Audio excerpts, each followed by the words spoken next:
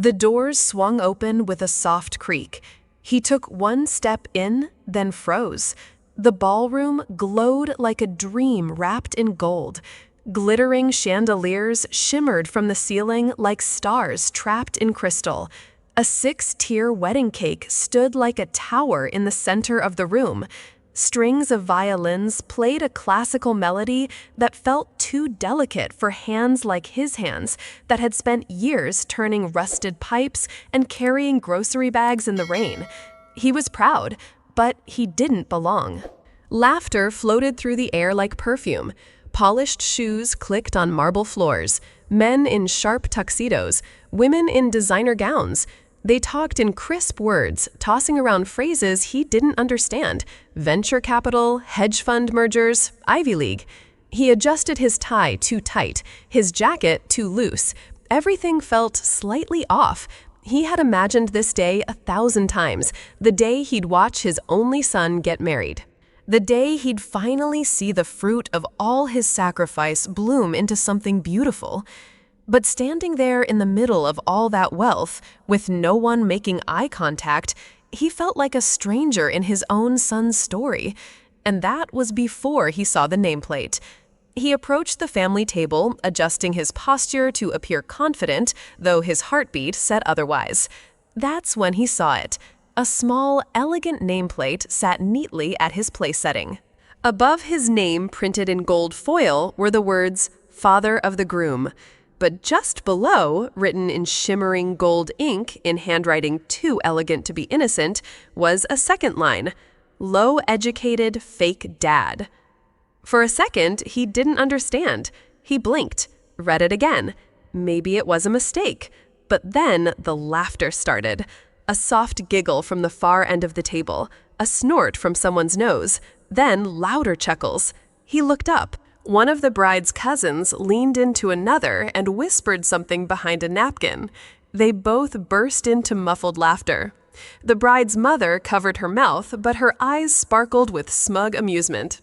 And the worst of all, her father, a retired university dean, raised his champagne flute and chuckled. Well, I guess we know who didn't attend college. The sound sliced through him like broken glass. He froze. Not in anger, in humiliation, a deep, aching, soul-piercing shame. He couldn't speak. He couldn't sit. He couldn't breathe. All the nights spent helping his son with math homework, all the days he skipped meals so his boy wouldn't go hungry, all of it reduced to a cruel joke in gold ink. He wanted to run. He wanted to disappear. But most of all, he wanted his son to say something. Anything. He turned away, shame burning through his skin like fire.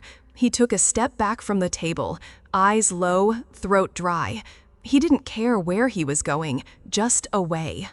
Anywhere but here. But then, a hand grabbed his wrist, firm, warm, familiar. He looked up. It was Jason. His son wasn't smiling now. He wasn't taking photos or shaking hands or laughing with the in-laws. He stood like a statue, still, with fire in his eyes. "Dad," he said softly, "let's go home." The room froze. Conversations halted. Silverware stopped clinking. Even the violins seemed to quiet themselves. The bride blinked in confusion. Her parents leaned forward. Jason didn't raise his voice. He didn't need to. "You all," he said, slow and clear, "just made the biggest mistake of your lives." Gasps echoed. The silence shattered like glass. Jason turned toward his father, nodded once, and walked, shoulders tall, face unreadable. The father hesitated, only a second, then followed. No explanation, no apology, just a quiet exit that said more than any speech ever could. And behind them, the wedding they left behind crumbled into whispers. The city lights flickered outside the windshield, blurring through the mist on the glass. Inside the car, silence. Not the kind that comforts, the kind that suffocates. Jason kept his eyes locked on the road, hands gripping the steering wheel too tightly, his jaw clenched. his breath slow and controlled, but it was the kind of control that comes from holding back an avalanche. His father sat beside him, staring out the window, but seeing nothing. His heart was a battlefield between humiliation, confusion, and something even heavier, grief. Not grief for the wedding, but for what that wedding had revealed. Neither spoke, not because they had nothing to say, but because there was too much, too many questions, too many wounds still raw. And somewhere between the turn of the streetlights and the hum of the engine, a bond stretched silently between them, one built from years of sacrifice, pain, and unspoken love. But that silence wouldn't last much longer. They pulled up to the apartment building, the same one Jason had grown up in, the same one his father still called home. Jason killed the engine but didn't move.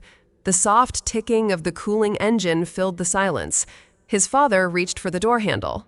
Then Jason spoke. "I saw it." The words landed like a brick in the quiet car. His father froze, turned to him slowly. "The nameplate," Jason continued. "I saw it before you did." The older man blinked. "Then why didn't you say anything?" Jason leaned back in his seat, eyes fixed on the rearview mirror, not at himself, but at something further back. Something older. "Because I needed to know," he said quietly, "if they'd really do it, if they'd actually look my father in the eye and laugh at him, if they had that kind of cruelty in them." His voice cracked just slightly. "They did." His father looked away, shame blooming in his chest. But Jason didn't look angry. He looked tired, disappointed, hurt in a way that didn't come from strangers, but from betrayal. "You raised me with nothing," Jason whispered, "except values, and they thought they could write you off like a footnote, like you didn't matter, like you weren't real." He shook his head. "I couldn't marry into that. I won't." And just like that, the father understood. Jason hadn't just walked away from a wedding. He had walked away from a legacy of arrogance, of cruelty, and chosen instead to honor the man who made him. Jason stood up from the car and walked toward the building. His father followed, still silent, still unsure if this was real. Inside the apartment, everything looked the same. The secondhand couch, the old photo of Jason at his high school graduation, the cracked ceramic mug that said "World's Best Dad." But what Jason said next changed everything. He walked over to a locked cabinet, pulled out a folder, and placed it gently on the table. "There's something I didn't tell you, Dad." The father sat down slowly. Jason opened the folder. Inside, legal documents, acquisition contracts, valuation reports. On the top page, acquisition of Centrasec Cybersecurity final deal closure. "This," Jason said, "was the company I co-founded 3 years ago. We kept it quiet, small, on purpose." He sat down, eyes steady. "We built a niche cybersecurity platform for high-risk environments. Last year, a Fortune 500 firm bought us out." He smiled slightly, not with arrogance, but with peace. "I didn't want to show off. I didn't need them to know, especially not her family." His father was speechless. "When they asked me to sign a prenup," Jason continued, "I refused. They thought it was pride, but really, it was principle. I'd already made it. I just didn't want them to use me, or worse, to erase you."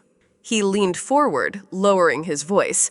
"And while they mocked you, I was buying them." The father blinked. "Buying what?" Jason pulled out another sheet.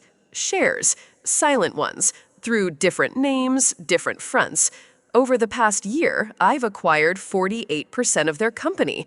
Tomorrow morning, I'll take the last 3%, and then," he looked up, "I'll own them." Jason stood and walked to the kitchen counter. He picked up a thick, cream-colored folder. No logo, no title, just weight. Serious weight. He handed it to his father. "This is everything," Jason said. "Proof of ownership, transfer records, legal filings." The father opened it with shaking hands. Inside were page after page, stock certificates, silent partnership contracts, shell company breakdowns, share acquisition ledgers. "I control 48% now," Jason said calmly. "Tomorrow morning I'll buy the remaining 3%. That gets me to 51. His father stared at the numbers. 51%? Jason nodded once. "Majority control. No one can outvote me." Silence. The father set the folder down, his fingers still trembling. His mouth opened, but nothing came out. His face was a mix of emotions: shock, disbelief, pride, and something else: grief. Grief that he ever thought he was small. Grief that he ever doubted his worth in his son's life. "I don't know what to say," he whispered. Jason looked at him, eyes soft now. "You don't have to say anything. You already did when you worked double shifts, when you showed up to every parent-teacher meeting in your muddy boots, when you stayed when everyone else left." Jason sat down at the dining table like it was a war map. He pulled out his laptop, typed quickly, clicked, printed, scanned. Stacks of documents piled up: legal filings, ownership statements, call to meeting notices. The sound of the printer echoed like drumbeats in a war room. "Emergency shareholder meeting," Jason muttered. 8:45 a.m. All executives must attend. His father watched in silence as if witnessing the building of a bomb, only this one was made of paper, not gunpowder. Jason didn't rush. Every signature was deliberate, every email exact. He called his lawyer, then his silent partners, then his broker. He didn't raise his voice once, but everything about his movements said one thing: this was war. The clock ticked. The folder grew heavier. The night deepened, but Jason didn't slow down. And then, just as the final page was signed, he paused. "They think they embarrassed you," he said, eyes still on the page. "Tomorrow, they'll know what shame really feels like."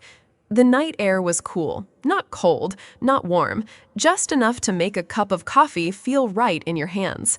Jason and his father sat on the old balcony of their apartment, legs stretched out, backs against the peeling paint of the wall.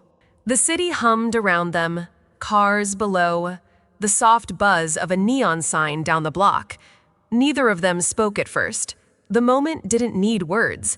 After everything that had happened, the humiliation, the reveal, the war plans, this was the pause, a stillness before the strike. Jason took a sip from his mug, let it sit on his tongue. Then he turned, looked at the man beside him, the man who gave up everything just to make sure his son had something. "Tomorrow," Jason said quietly, "they're going to find out who you really are." He didn't say it for drama.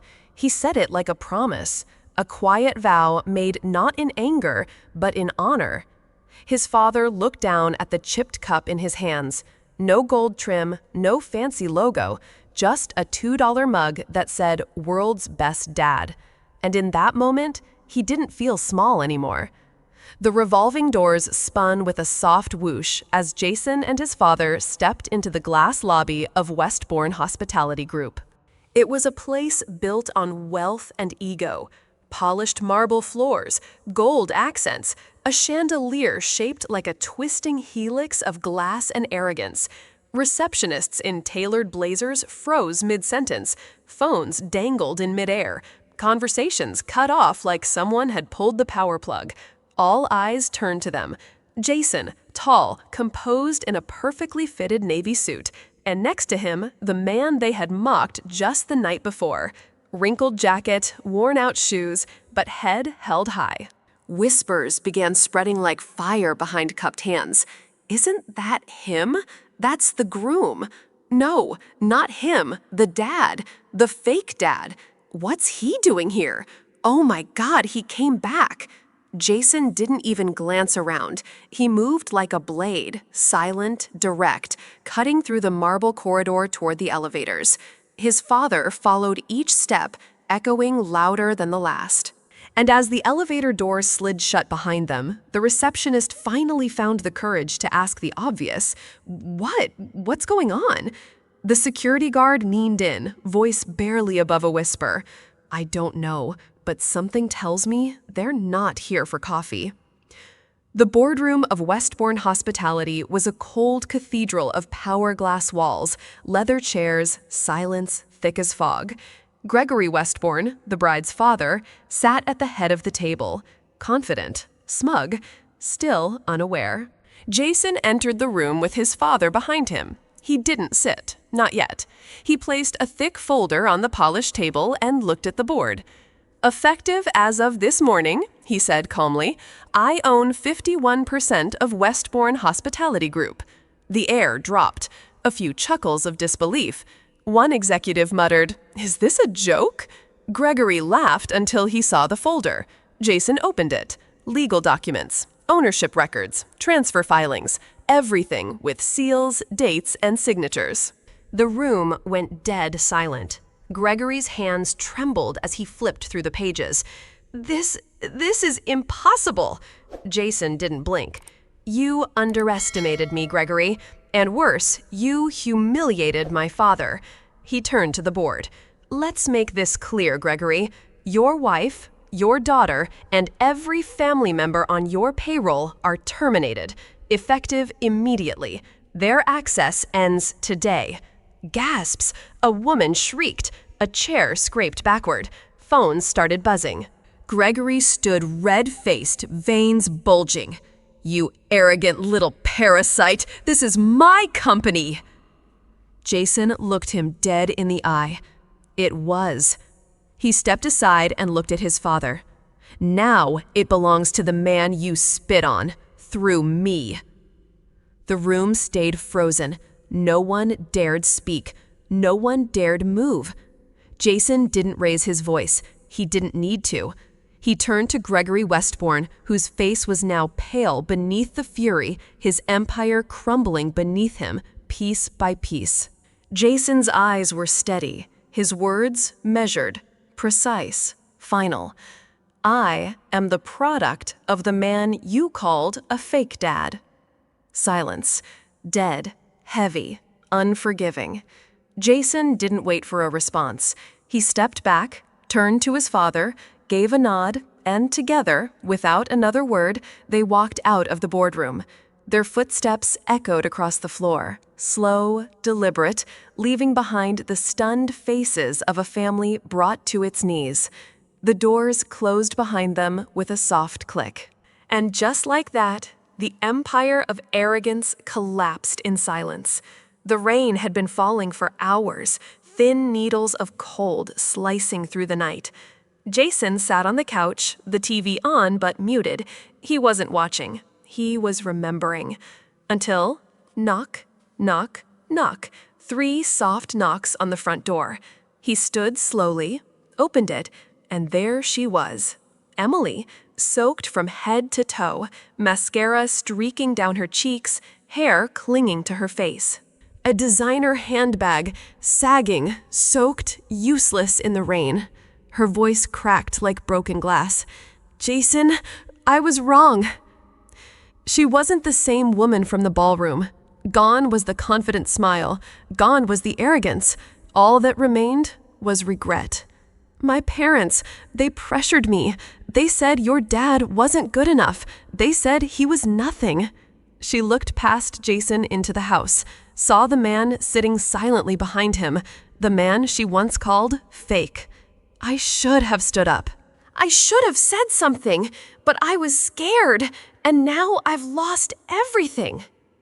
Jason didn't speak, not yet. Emily stood shivering on the doorstep, mascara bleeding into the rain. Jason didn't flinch. He walked to a drawer, pulled out a slim envelope, and returned to the door. He handed it to her. Your parents signed this 2 weeks ago, he said. It's a clause they added when they were desperate to sell the rest of the company shares.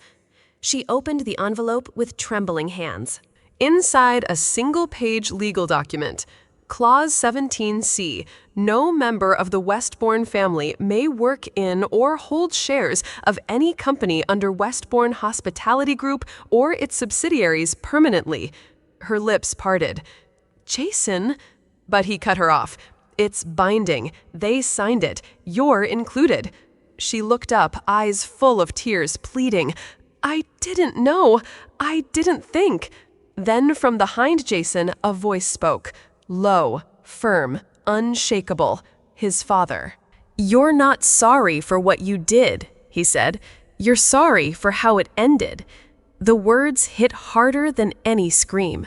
Emily took a step back, stunned. Jason didn't move. His face didn't shift. This wasn't revenge. It was a line drawn in concrete. This door, he said, won't open again. And he began to close it slowly. Emily stood frozen, rain dripping from her coat, tears mixing with makeup, her hands still clutching the envelope like it could somehow change everything.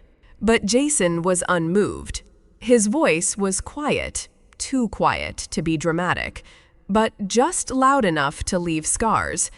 You chose mockery over love, he said.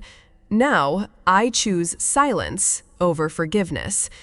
Emily's lips trembled. She tried to speak, to explain, to apologize, but Jason didn't give her the chance. He stepped back and with one smooth motion closed the door. No slam, no yelling, just a soft final click, the kind of sound that echoes louder than a scream. And behind that door, a chapter ended, permanently. 1 year later, on a quiet spring morning, a different kind of press release went out. Not about takeovers, not about firings, not about revenge. This one was about beginnings. Jason Carter Foundation now open for applications. A full scholarship program for students from blue-collar families, covering tuition, housing, books, everything. At the launch ceremony, Jason stood on a small stage at a local community college. Behind him, a stone wall engraved with gold lettering, the Carter Foundation, honoring those who build with their hands and raise with their hearts. At the very top of the wall, carved deeper than any other name, Benjamin Carter, father, mentor, builder of men. Jason looked out at the small crowd of students, faculty, and donors. I built this not to honor myself, he said, but to honor the man who taught me what real wealth looks like. And when he stepped aside for the curtain to fall, revealing the wall behind him, there wasn't a single dry eye in the room. Not because it was grand, but because it was true. The room was packed. Students, journalists, local leaders, even donors from Wall Street had flown in for the launch of the Carter Foundation. Jason stood at the podium, crisp suit, calm expression, years away from the young man who had once walked out of a wedding in silence. The mayor stepped forward with a warm smile and a microphone. Jason, he said, before we cut the ribbon, can I ask just one thing? Jason nodded. What inspired you to build this program, this mission, this legacy? Jason didn't look at the cameras. He didn't look at the crowd. He looked at one seat in the front row and lifted his hand, pointing. That man, he said, the one who was called low-educated. The audience turned. All eyes landed on Benjamin Carter, sitting still, hands folded, eyes wide. He taught me what dignity looks like, what patience feels like, and what unconditional love really means. Silence fell, not because there was nothing left to say, but because nothing needed to be added.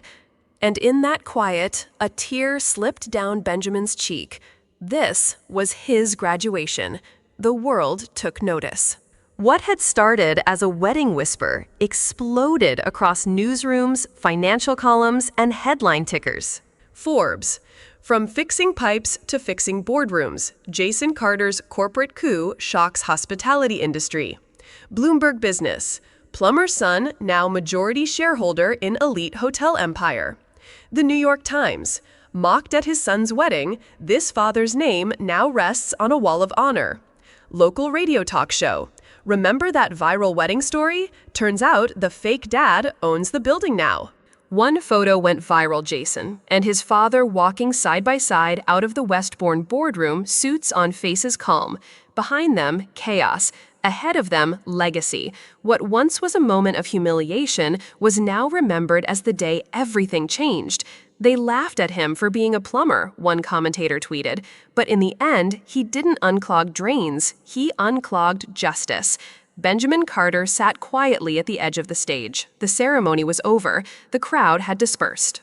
Reporters were gone. The lights were dimmed. All that remained was the soft echo of what had been, and the man who made it all possible. Jason stood nearby, still speaking to a student, shaking hands with a donor. But Benjamin didn't move. He just watched. Watched his son with the eyes of a man who once doubted if he'd done enough. Watched the same boy he used to carry on his shoulders, now standing tall, changing lives without shouting or showing off. He didn't say a word. He didn't need to. His hands stayed in his lap, but his heart was standing. And for the first time in his life, he didn't feel smaller than anyone. He wasn't the richest. He wasn't the most educated. But right here, right now, he was exactly where he was meant to be. And slowly, just barely, a quiet smile broke across his face. Sometimes the world needs to be reminded that degrees may get you a seat at the table, but it's character that builds the damn table. That power isn't loud. It's the man who wakes up at 5 a.m. every day for 20 years just to make sure his son has lunch money.